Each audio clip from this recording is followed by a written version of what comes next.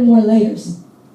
And as we're putting on these layers, we actually become more and more unrecognizable for what we were created to be in the first place, right? So what I recognized, and when I was in college, and that's where I actually got the vision for this particular text, I was asking God, why? What am I here for? What is my call? What is my purpose? What do you have me here for outside of the shadows of others in your family or others in your life?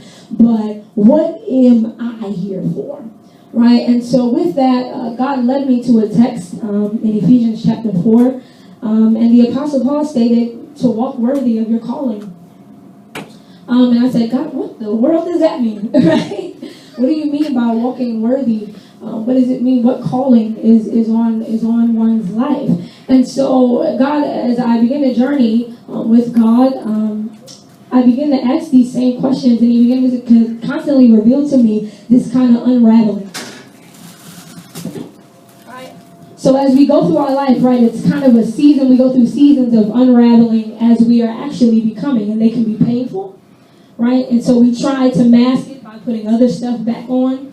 But in actuality, what God is trying to attempt us to do is to get completely unraveled so that we can really see what our functionality is. Because as we've stated already, it's a mystery right now. Right? Nobody really knows what it is, and then nobody really knows how to use it. So we get misused and abused a lot. And then we try to cover that up too. And so the whole time, God is simply just trying to unravel us.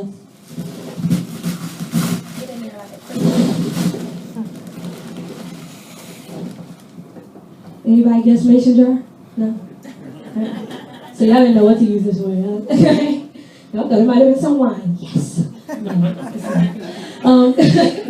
But there is a prize within this, right? There is something that is beautiful within this that without being unwrapped and unveiled, no one would get to know.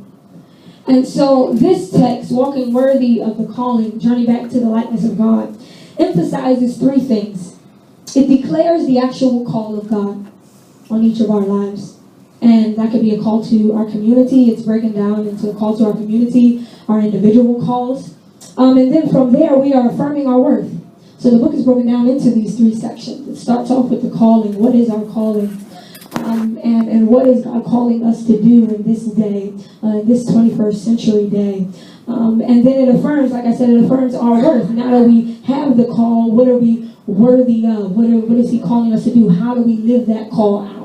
So what is our actual worth? And then lastly, it encourages us to walk. Walk meaning to live, right? Walk meaning that we are taking this journey with intention and with purpose, right? God calls us to walk intentionally, not to run through life, because if you're running through life, nobody can join you. And if you're crawling through life, right, you're not actually living up to your full potential. So God is intentional about us walking. And so the question becomes, where are we walking to? And that answer is that of the likeness of God. We're walking back to the likeness of God, this unveiling, this, what did you call me to be from the very beginning? And so we are, really my desire is in this text is for us to ignite within us identity development, spiritual identity development, so that we can actually understand our kingdom roles and our kingdom assignments within the earth that we are living in, and how do we bring heaven to earth, and how do we show forth that God is still alive, that he's still real, that he's still working, and that he's working in us and through us, and that his kingdom is still living in us and through us. The whole story really was birthed out of my journey through sickness. 2 years of unexplained just changes in my body, and watching my life literally almost deteriorate in front of my eyes and not really have any answers, and kind of go on this quest and this journey to figure out, what I needed to do to get back to being healthy. And what it all really boiled down to for me was to begin to love and treat and embrace my whole entire self. And literally had to fight in order to finally get a diagnosis which was a disease called Cushing's disease. It's a rare, life-threatening disease that the tumor was causing this disease to wreak havoc on my body and completely change physically, internally, and externally, with things including complete body changes, depression, hypertension, diabetes, weight gain, you name it, I had it, my hair fell out. And just really on this journey to kind of see beyond my circumstances and see beyond my situation so that I could see my life different. And out of that, just really came through my surgery and had this awesome and amazing testimony that I couldn't help but share, and just really, try to encourage and use my story to encourage and inspire others to fight through whatever it is. And really begin to walk on my journey to become an empowerment coach, to kind of see my life different, to do just more speaking and just put myself in a position to help others. And on that journey, decided that I wanted to write a book. And about a year ago, I said, okay, well, I want to write this book. I started my women's empowerment group, and I couldn't figure out, really what I wanted to put in a book. And I figured, so well, I've been doing these, self-help tips and really using the tools that I use to kind of get healthy. So I'll put that in a book. And, we'll call it a self-help book, and it'll work. And I couldn't write the book. For whatever reason, it just wasn't happening. And it really, my life changed in March of this year when I literally heard the words from God, tell the whole story. And I realized that there was so much of my life that I hadn't shared. There were so many things that I had overcome that I didn't even acknowledge I had overcome them, because they were, they reminded me of very shameful and just, just some times in my life that just wasn't something that I wanted to talk about or I wanted to share. Because most times, nobody wants to hear our mess. They don't want to hear our bad stuff. So we don't share it. We put on our masks, we put on our game face, and we don't share those things that truly could help inspire somebody else, because you never know if someone else is going through the same exact thing that you're going through. So with that journey, I realized that I had a whole entire testimony. So I won't keep talking about it. I'm going to read a little bit from the book, and it'll just give you an idea of my why, and then I'll read a little bit from the back, the end of the book.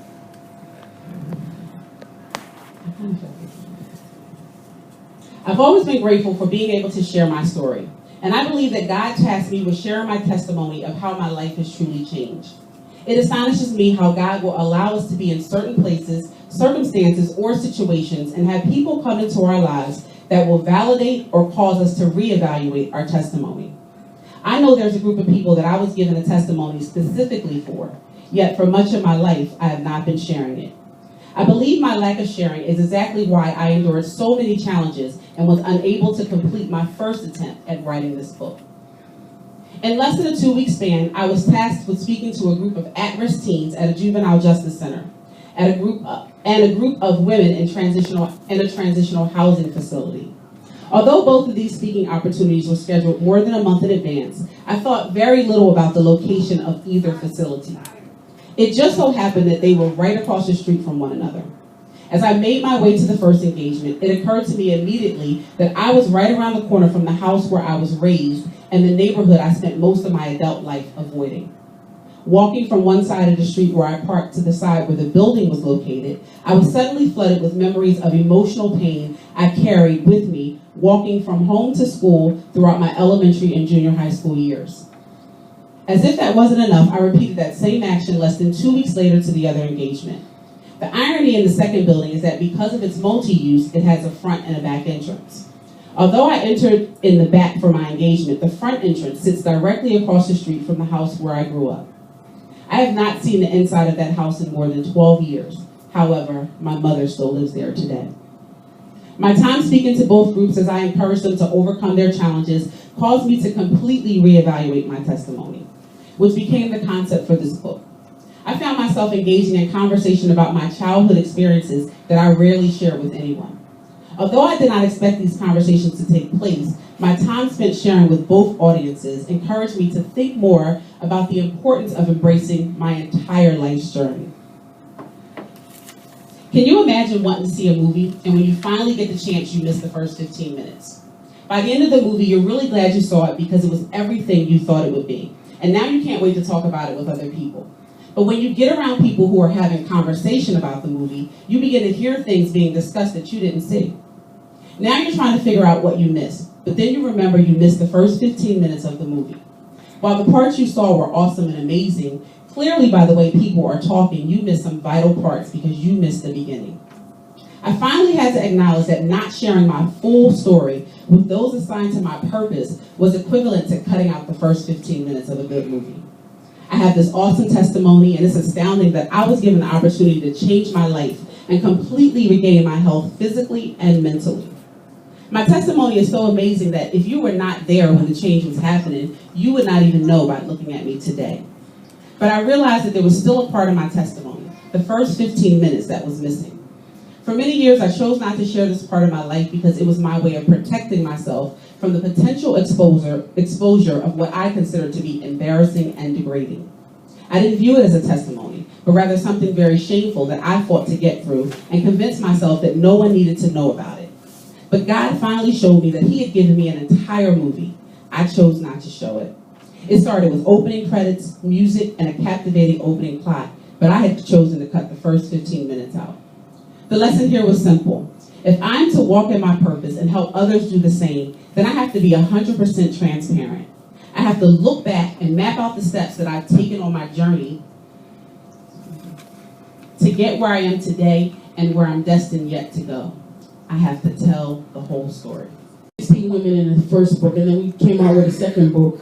Again, had no idea what we were doing, we just did it again. And we had 17 women, and we didn't talk about weight so much then. We just went to the root causes. Women were dealing with domestic abuse, they were dealing with self-esteem issues, they were dealing with depression, suicide, and just giving them the opportunity to deal with the root causes of the things that they were dealing with in their life. So then we get Jonathan. He's one of our 12 authors in our men's book that just dropped last Saturday. And it's a phenomenal book. We got 12 men that actually were very transparent and honest and wanted to share their stories about how men felt about dealing with men's miscarriages and how men felt about having low self-esteem and how men felt about PTSD, returning veterans, depression, because we always kind of hear women, because we're very vocal, and we'll talk it out and we'll express it. But it was very good to be in a room with a group of men that were very transparent and honest about their story. So I'm going to turn over the mic to John, and I'm going to let him share a little bit about his story or whatever he might want to do. Okay. Thank you, Ramona. Ramona is very inspirational because, like you said, this is the third book, and the first two are about women. This one is about for men. It's not for men, but it's men telling their stories, just average brothers, and what they go through with some with race, some with their miscarriages, mine personally with dealing with disease, healthcare, you name it.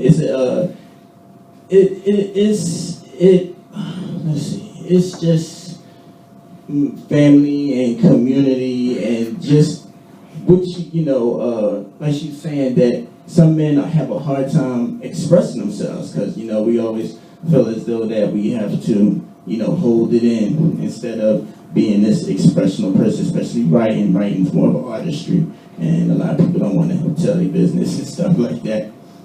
But my story is dealing with the fact that sickle cell disease in the United States and dealing with the healthcare system. And it's just a story about a young man who has sickle cell, but it really didn't touch him until he met other children with sickle cell who had it worse than him. And dealing with a young man who actually almost came to death from sickle cell and showing that it was a real disease. And you could really not be here tomorrow dealing with the disease. So that's about, but there is other offers that are here. One talks about biracial, his story about biracial, dealing with biracial issues, and then one was dealing with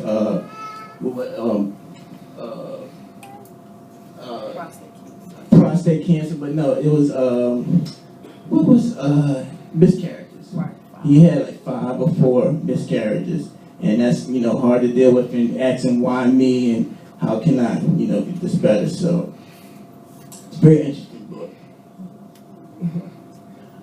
Yeah, all right. So I'll read a part of my story, and maybe you guys can relate.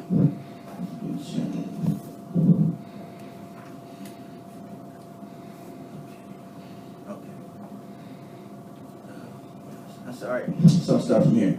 Having sickle cell. Oh Lord.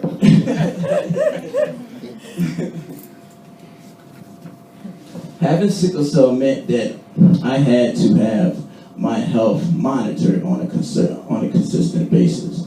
My mother would take me to Children's Hospital of Philadelphia monthly, and the one thing that stood out to me at those visits was that there was always seemed to be a lot of drama and chaos in the visitation room. And even in the waiting room, there was a loud crying and occasionally a shocking scream while a nurse would do her best to calm a highly upset child or wailing infant. The nurse would say things like, okay, you're going to feel a small pinch. Just look at me. Don't look at it. It's going to happen really